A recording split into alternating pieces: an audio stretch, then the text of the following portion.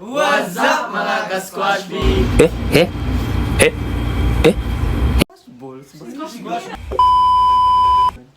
What's up mga ka-squash bee? So now, we will be showing you how to make our very own squash balls.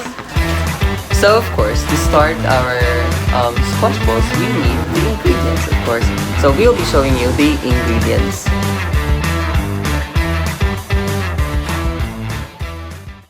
So now, we have here our ingredients. So first, we have here our main ingredients, which is the kalabasa, or what we call the squash.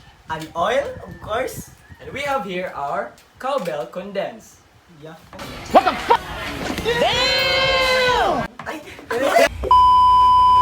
So now, we have here our ingredients. So first, we have here our main ingredients, which is the kalabasa, or what we call the squash. And oil, of course. And we have here our cowbell condensed. Also, for our coating, we have breadcrumbs, flour, and egg. And the last one is we have the queso cheese for the palaman. So just a disclaimer guys, you may choose any of the brands that you like for the ingredients, because for us this is our personal choice, because this is cheaper and we will have more profit if we choose these products because these are cheaper. So now, we're going to proceed to the step-by-step procedure in making our squash balls.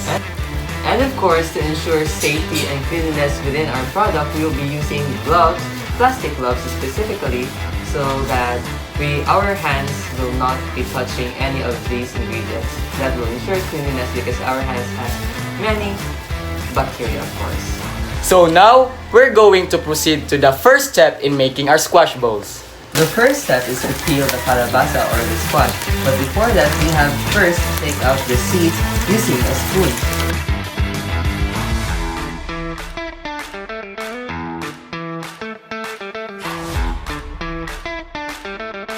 Alright, so our first multitasking tip is that while you are preparing for the ingredients, be sure to preheat water for boiling the squash so that it will be faster, of course.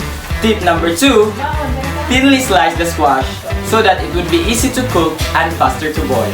So now, as you can see, the water is boiling. So, of course, we're going to put the squash into it. Ouch! Okay, done! So now, for the next step, we are going to smash the squash. Like this. This one.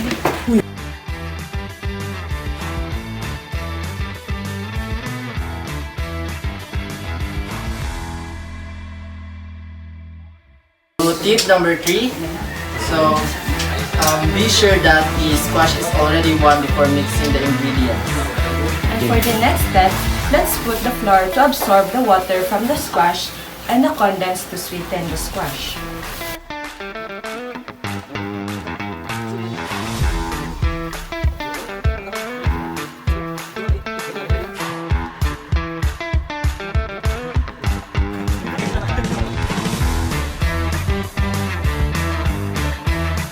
So now, since all the ingredients are already mixed, let's form it into balls.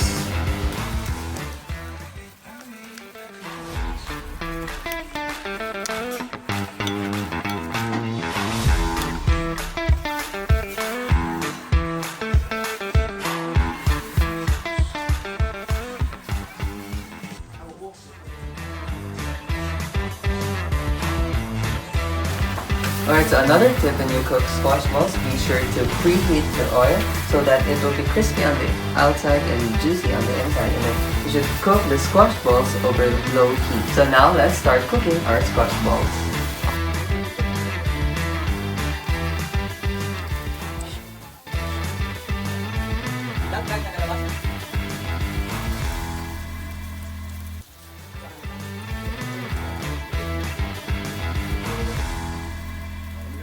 Alright, so as you can see, the squash balls has already turned to golden brown, so that symbolizes that it will be ready to happen. I don't know what is happening.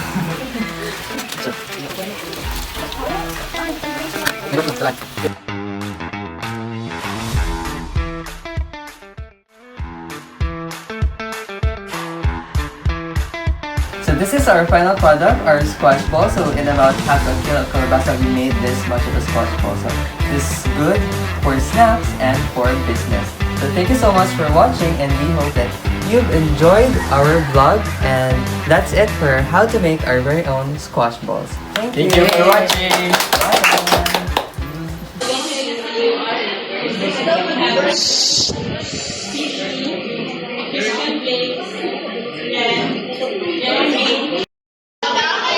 Alam ko, di ba, nag-sing ko?